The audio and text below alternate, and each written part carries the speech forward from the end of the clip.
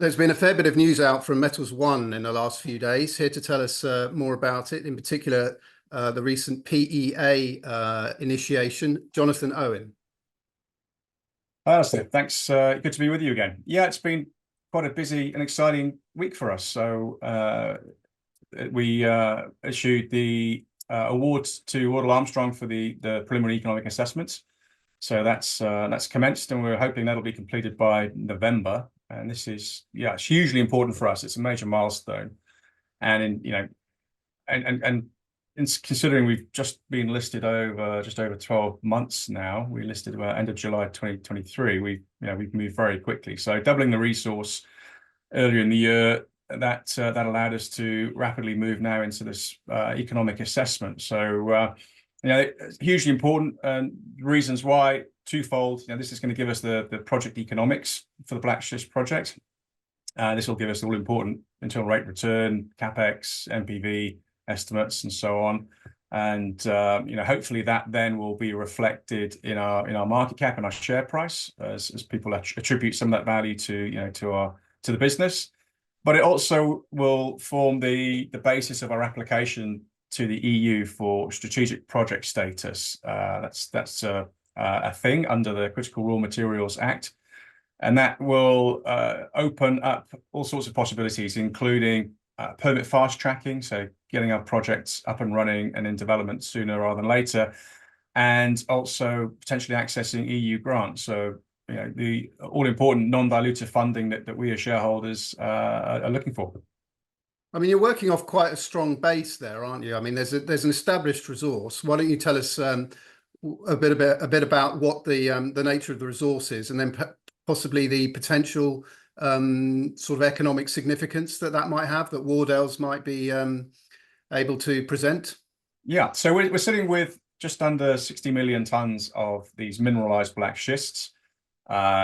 These contain nickel, copper, cobalt, zinc, relatively low grades, but this is a very low cost ore to mine and to process. So when we look across the wall to our neighbours at Terra Pharma, who are already mining and processing and selling this mineral, we can see that they've got one of the lowest costs of production globally for nickel sulfate. So we're looking to emulate our business on theirs, and like I say, it's economically very viable minerals to be extracting. So to add to that, we've doubled our resource. 60 million tons is equivalent to around about $3 billion worth of metals in the ground. So this is a huge resource. We'll continue to expand and develop that resource base.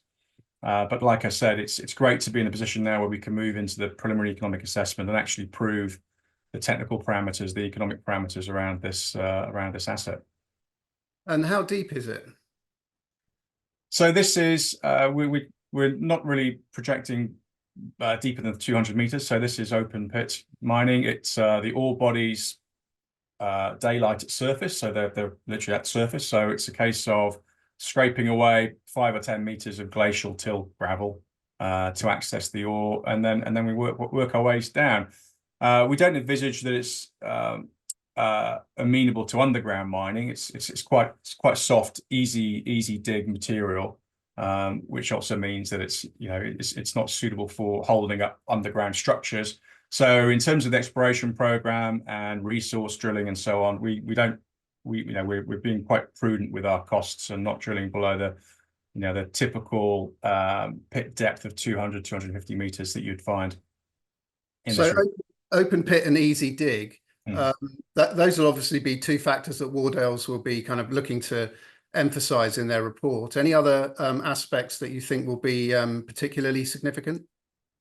Yeah, it's the method of processing this ore. So mining the ore, as you say, it's pretty straightforward, well-trodden path, low cost, low risk. The processing itself is amenable to bioheat bleaching, which is probably one of the most cost-effective means of extracting these important minerals from the ore. It's also low cost in terms of the carbon footprint. So this is hugely important considering where these where our minerals are destined. They're destined to support the green transition. They're destined for EV batteries and so on. So minimal carbon intensity of production is hugely important. So to put it in context, again, referring to our exemplar next door, Terra Pharma, they're producing nickel sulfate at around 1.7 tons of CO2 per ton of nickel. You compare that to Indonesian nickel, which is hugely carbon intensive, coming in at around about 58 tons of CO2 per ton of nickel. So it's over 90% lower in terms of carbon footprint. And you combine that then with the being low cost, first quartile production costs. This is a real opportunity here to build an operation that's going to generate cash flow throughout the commodity cycles for quite a while helping Europe meet its desires to transition to a greener future.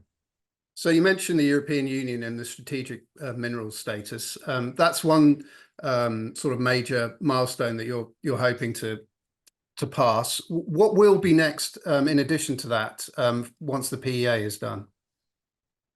So once the PEA is done, yes, first order of business is to use that to complete our application to the EU for that status.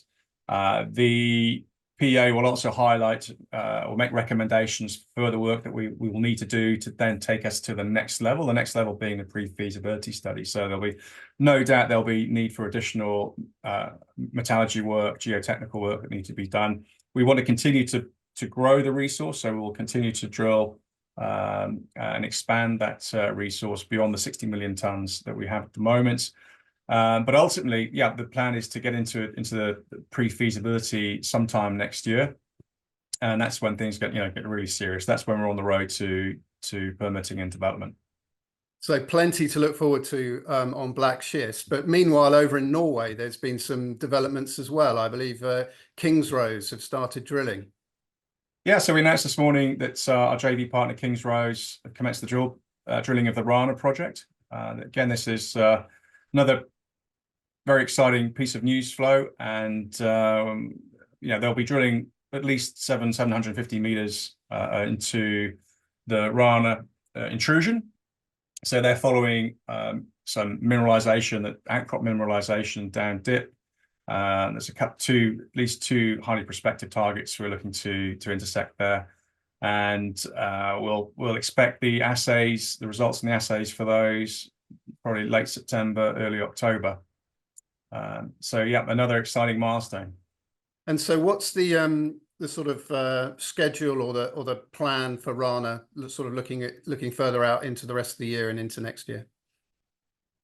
Yep. So Rana is it's early stage than the Black Schist in Finland. So it is an exploration play, albeit a brownfield exploration play, in that we do have proven mined out resources within our tenement area. These Outokumpu mined the Rana intrusion for a couple of decades up until about 2012. So we're looking for the next lenses of mineralization around that mine. So we could quite quickly move from what is effectively an exploration play again into developing a resource there, and then moving into the PEA. That could maybe not next year, maybe the year after. Let's see what we find in this drill campaign in the next month or so.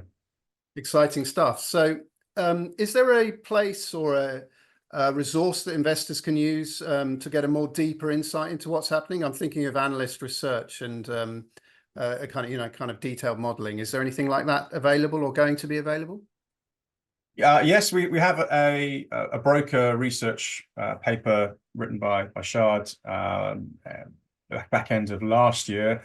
Probably a little bit out of date now. So we've engaged Edison Group to step in and take over sort of an independent investment research work for us. So they're working on a long form report on the business and our projects and investment opportunities, and that should be ready probably early September, early to mid September, and then they'll continue to update that then as the PEA develops and is completed, and as we move through the year through the work program. Interesting stuff. So we'll look out for that too. Jonathan Owen, thanks very much for joining us today. Thank you.